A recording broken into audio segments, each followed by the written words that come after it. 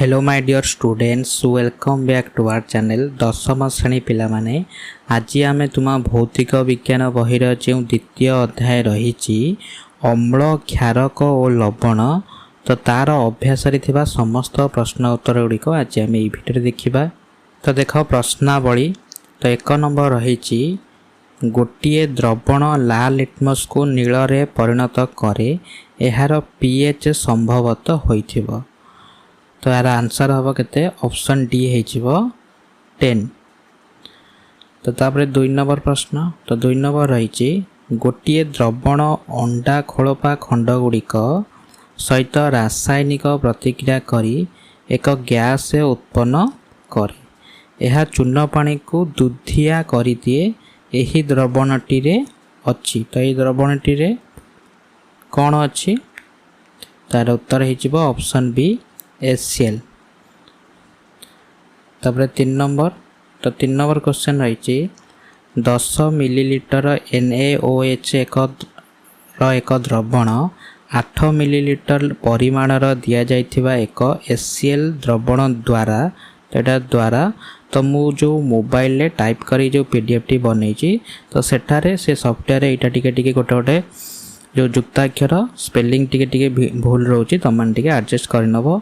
तो संपूर्ण भाव प्रशमित हो जाए 20 मिलीलीटर परिमाणर से NaOH द्रवण को संपूर्ण भाव में प्रशमित करने आवश्यक पड़ुथिबा उक्त HCl द्रवणर परिमाण हेबो। तो यार उत्तर कौन हो? ऑप्शन डी हो 16 मिलीलीटर।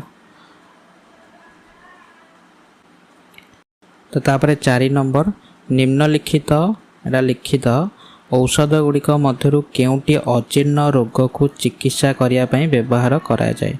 तो यार उत्तर हो ऑप्शन सी एंटासिड बा तुमर एगुड़िक हूँ कौन प्रति अम्ल। तो मैंने बही को टिके फॉलो करियो तो मैंने जानी पारिबो। तो तापर देखो 5 नंबर। तो 5 नंबर क्वेश्चन रही रासायनिक प्रतिक्रिया पाई शब्द समीकरण एवं तापरे समतुल समीकरण लेख जेते बेले। तो ये प्रश्न गुड़िक देती तो गुड़िकर आंसर तुम मन लिखी नहीं। तो जदि तुम को वीडियोटी भल लगी था तुम मैंने वीडियोटी गोटे लाइक करिवो एवं तुम सांग मान सहित वीडियोटी को शेयर करदेव। तो ये रही देख लघु सल्फ्यूरिक एसिड जिंक कणिका गुड़िक सहित रासायनिक प्रतिक्रिया करे। तो देख उत्तर कौन लिख जिंक प्लस लघु सल्फ्यूरिक एसिड। तो तार उत्पाद कौन बाहर? Zinc sulphate plus hydrogen. तार समीकरण केमती लिख Zn प्लस H2SO4। तो ZnSO4 प्लस H2। तापर बी रे देख रही लघु हाइड्रोक्लोरिक एसिड मैग्नीशियम पात सहित रासायनिक प्रतिक्रिया करे। तो यार उत्तर कौन लिख मैग्नीशियम प्लस लघु हाइड्रोक्लोरिक एसिड। तो मैग्नीशियम क्लोराइड प्लस हाइड्रोजेन।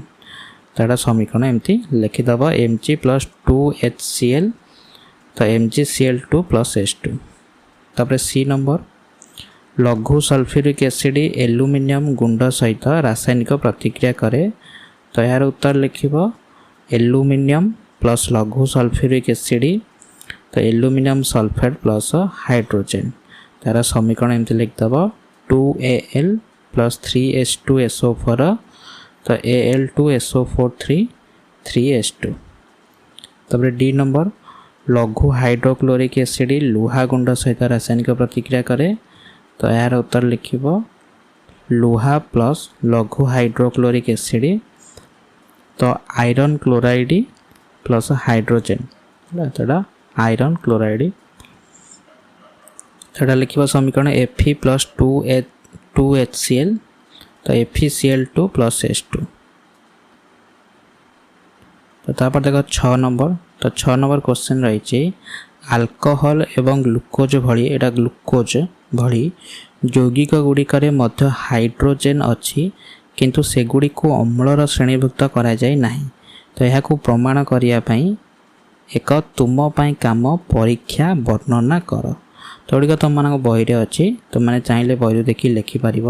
देख उत्तर कौन लिख तो दुईटी ठिपी नहीं प्रत्येक दुईटी लेखाएं कंटा पोता जाऊ।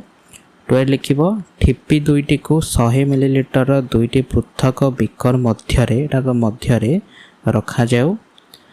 दुईटी परिवाही तार नहीं प्रत्येक परिवाही रे गोटे लेखाएं स्विच और गोटे लेखाएं बल्ब संयुक्त करा जाऊ।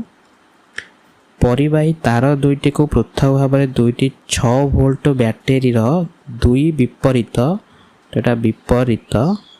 विद्युत अग्रस संयुक्त करा जाऊ।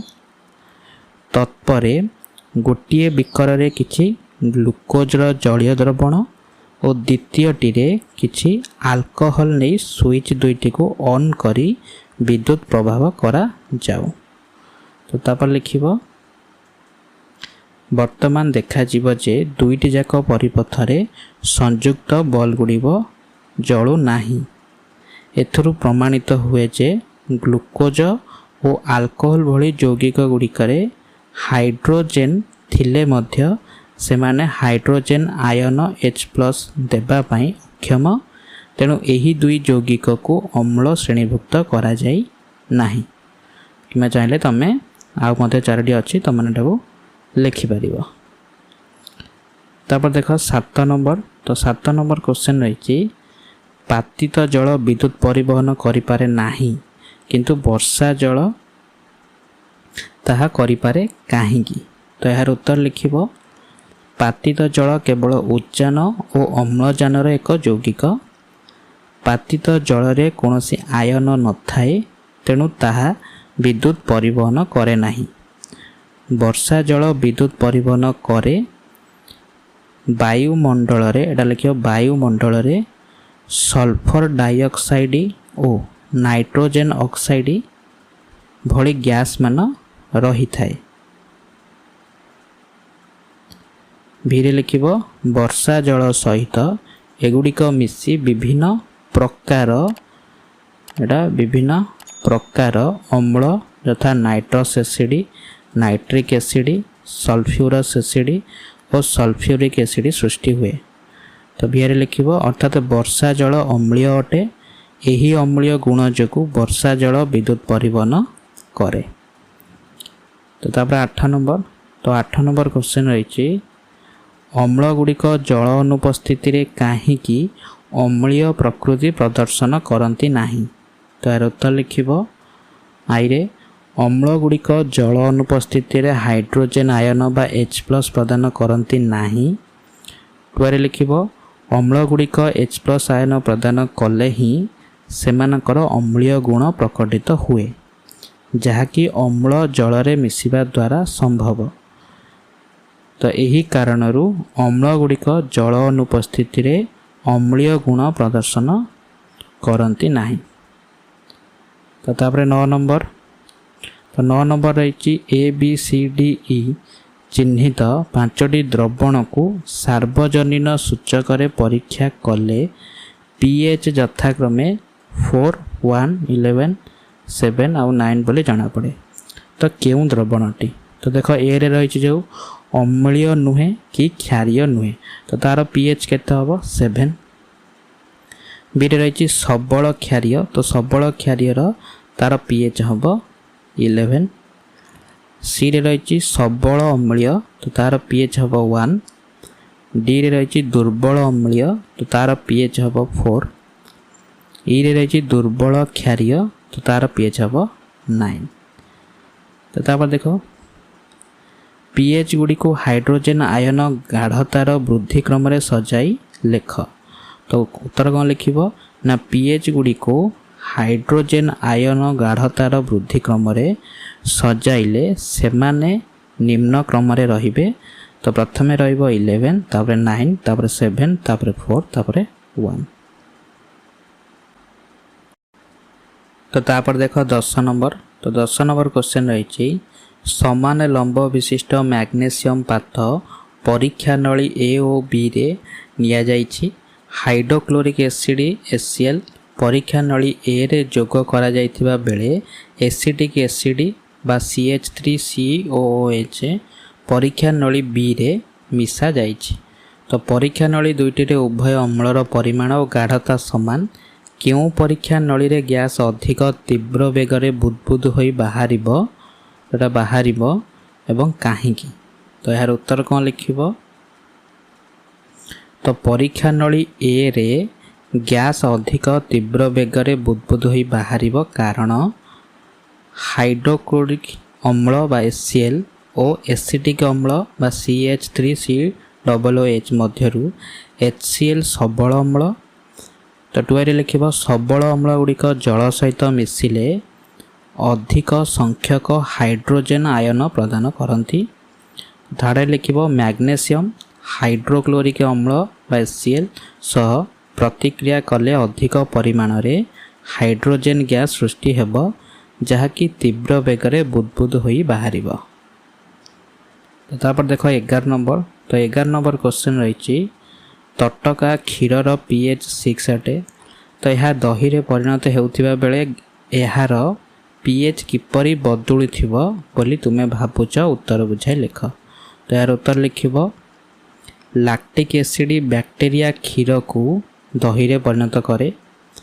टुआरे लिखिबो एही बैक्टीरिया माने क्षीर रे लैक्टिक एसिड रो परिमाण वृद्धि कराई थांती जहाँ पाई क्षीर दही रे परिणत होई थाए। थाड़े लिखिबो तटका क्षीरर pH 6 थिला एहा दही रे परिणत हेउथिबा बेले एथिरे लैक्टिक एसिड रो क्रमागत वृद्धि घटुथिबारु ताहार pH ह्रास पाइबो बा 6 रु कमी जिवो। तो तापर देखो 12 नंबर। तो 12 नंबर क्वेश्चन रही जड़े क्षीर वाला तटका क्षीर रे खूब कम परिमाण रे खाइबा सोडा मिसाए। तो ये रही से कहीं तटका क्षीरर pH 6 रु सामान्य क्षारीय अवस्था को परिवर्तन करदे। तो यार उत्तर कौन लिखिबो? तो तटका क्षीरर pH 6 अर्थात यह सामान्य अम्लीय अटे। टुआरे लिखिबो अम्लीय परिवेश रे लैक्टिक एसिड बैक्टीरिया मानकर जैविक क्रिया द्रुततर हुए फलत क्षीर कम समय मध्यरे दही रे परिणत होइजिबो। तो सेथिपाई क्षीर रे खाइबा सोडा मिसा जाई ताकू सामान्य क्षारीय अवस्था को अणा जाए जद्वारा बा लिखिपर जहा द्वारा क्षीर शीघ्र खराब हुए नहीं। तो बी प्रश्न यही क्षीर दही रे परिणत हेबा पाई काहेकि अधिक समय निए। तो यार उत्तर लिखिबो खाइबा सोडा मिश्रित क्षीर सामान्य क्षारीय होइथिबारु यह प्रथमे अम्लीय अवस्था को आसवा पाई किछि समय लगी थाए क्षीर को प्रशमित करिबा पाई हला। तो स्पेलिंग गोटे गोटे जगह मिस्टेक अच्छी तुम मान टे सजाड़ी नब। तो टुआरी लिखिबो सेतिपाई एही क्षीर दही रे परिणत हेबा पाई अधिक समय लगी थाए।